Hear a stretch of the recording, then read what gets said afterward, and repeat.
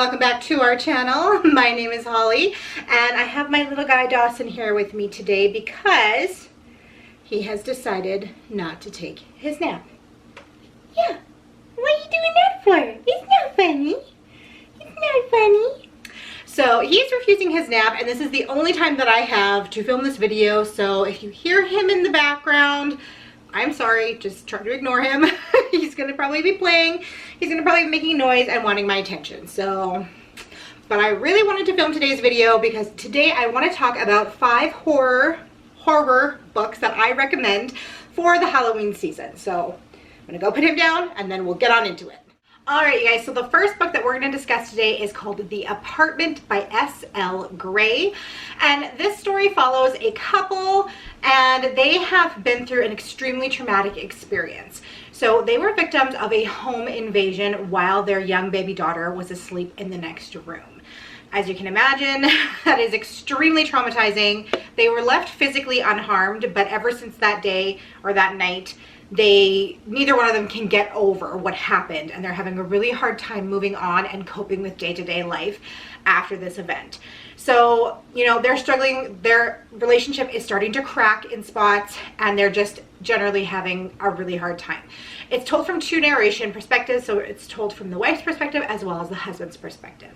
Now, one night they have a couple of friends over, and it is suggested to them that maybe they try out one of those websites where you can swap houses for a vacation. And they decide to go ahead and give this a try, swapping homes with a couple from Europe. So I believe it is in Paris, France, and they're in the States. So they make all the arrangements and they swap homes with this couple who lives in this beautiful apartment in France. So they get there, they're really, really excited. They're hoping that this is the start of, you know, a new life for them, like can kind of get them out of their everyday regular routine and help them to sort of move on from what happened to them. So, but the apartment is absolutely not what it seems. Strange things start to go on there. They start to wonder if the house is haunted or if the apartment is haunted. And there's just kind of like a mystery that starts to unfold, and their relationship begins to unravel even further when a secret of Mark's, the husband's, comes to light. And there's just multiple layers to the story, but the main thing is that you can't really trust what is going on. One of the narrators becomes extremely unreliable. Look at this. I got my baby making noise, and now I got street sweeping on my street. So that's fantastic. Love that for me. Love that for me, and the only time I get to film this video. Anyways, we gotta push through. I'm sorry, you guys. I'm sorry if you can hear that, but I gotta push through. Otherwise, there's not gonna be a video on my channel this week. So anyways. That basically does wrap up the first book that I wanted to talk about. It becomes extremely creepy. Like I said, weird things start to happen in the apartment, and you're kind of like, what's going on? And then it almost like, you almost start to wonder if there's some sort of like demonic possession going on in parts of it. There's unreliable characters in this story, and you're just not sure what is happening. So I definitely recommend this one. If you like stories, hauntings, demonic possession, they kind of go through the experience of the home invasion as well, so there's that layer to it as well. So it's kind of like you're getting different scares from all over in this book. The next book that we're going to talk about is a book that I read quite a while ago, and I actually did a review on in my other booktube channel, She Reads. So I will have that channel linked in the description box below if you want to learn more about this story. But it is called The Forbidden by F.R. Tallis, and this is actually a period piece set in 1873 following our protagonist, Dr. Paul Clement. And this doctor goes to work on an island when he's just fresh out of when he's fresh out of medical school. You know, he's ambitious, he's young, he's ready and willing to learn anything, and he has his whole life ahead of him. But while he's there, he witnesses the ritualistic murder of a young boy, and before he leaves the island, he is told never to speak about what he saw, or there has been a curse placed upon him, and if he speaks it to anyone, he will go to hell when he dies. So we fast forward a couple of years, and our doctor is in the midst of trying to create an invention to bring people essentially back to life, which is what we would now be known as a defibrillator. And so he's in the process of creating this.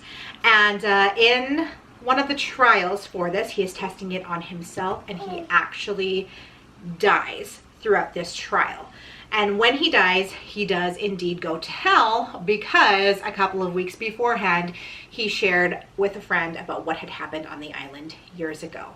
So he does indeed go to hell, but he is resuscitated by his defibrillator, and he is brought back to life. However, he begins to think, after some really strange things start to happen, that he may have brought something out of hell with him. So that is obviously very, very scary, very creepy. Once again, this would be a story for those that are interested in stories about demonic possession, hauntings, that sort of thing. This is a story for you. The next book that we're going to talk about is called Baby Teeth by Zoe Stage. And this one I listened to on audiobook quite a while ago. Once again, I kind of went through my Goodreads account from the last few years, and I picked out like 5 of my top favorite ones that I have read.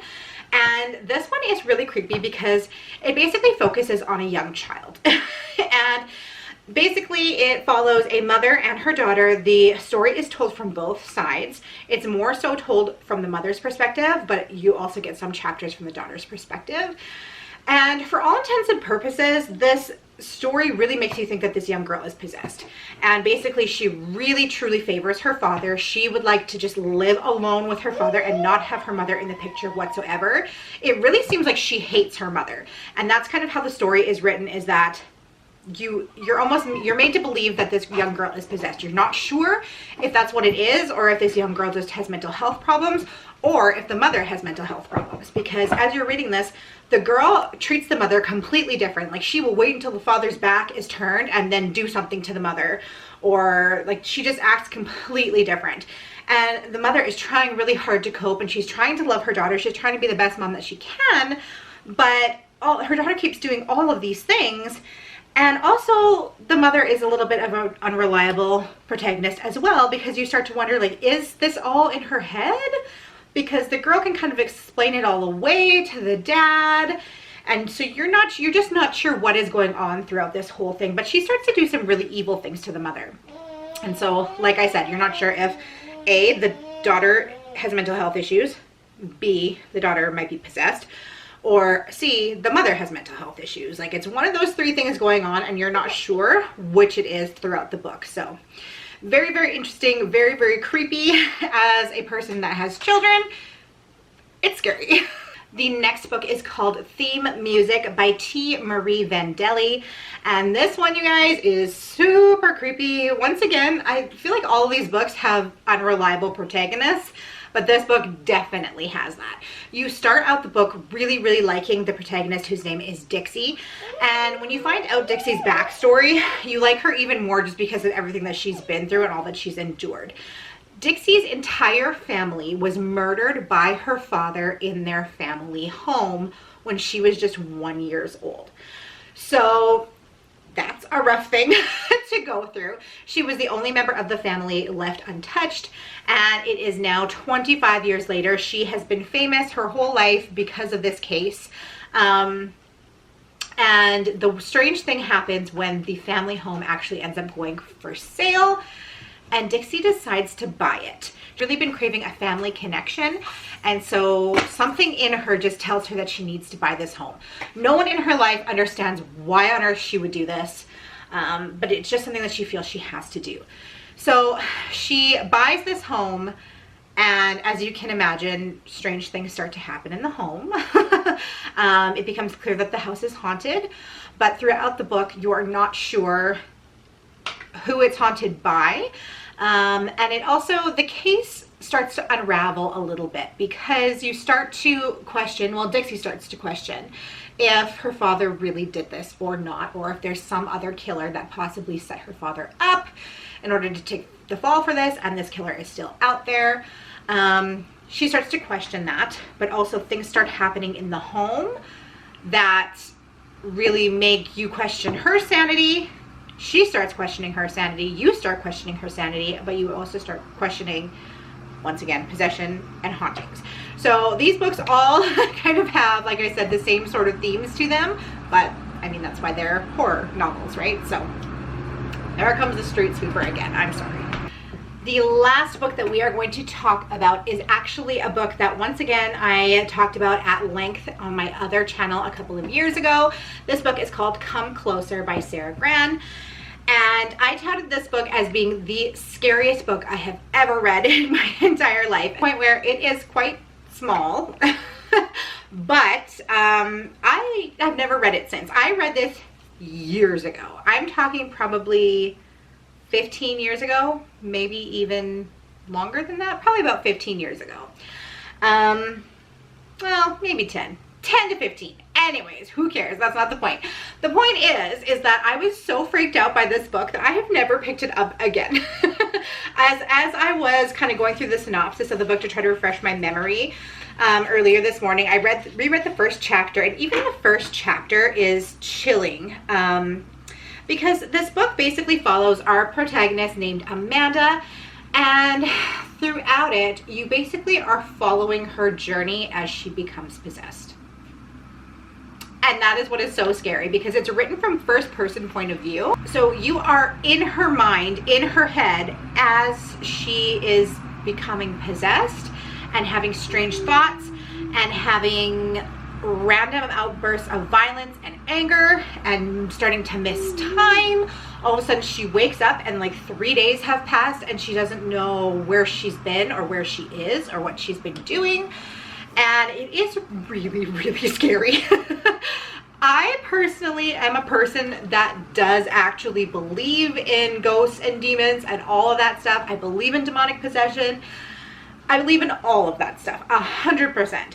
So to be a believer in that and to read a book like this is extremely unsettling, because like I said, you're in her mind with her and you're following these thoughts and you're like, what is happening? The very first chapter, she actually is trying to start a new proposal at work. She is, I can't remember if I think she's an interior designer actually, which is another thing, is that I am an interior designer. I went to school for interior design. I'm not practicing currently. I'm a stay-at-home mom.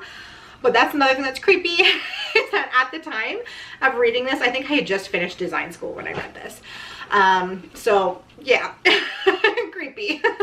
We have some similarities there, but she just was trying to propose a new project to her boss. She put it on his desk, and a second later, this is all in the first chapter, he starts screaming at her to come back into his office. And what she had given him was not her proposal, but it was a piece of paper that basically just said like horrible, awful, disgusting slur words about her boss on it. She gave this like piece of paper that basically said, you're this, this, this, this, and this. And he's like, what is this? And she had no recollection of doing this whatsoever. She's like, what are you talking about? I didn't put that on your desk. I gave you my proposal. And he's like, I saw you come in here and put this on my desk. That's the very first chapter, is how it starts out, is that she has done something that she doesn't remember doing. Like something else made her do that. So that's how the book starts out. So it's really, really, really scary.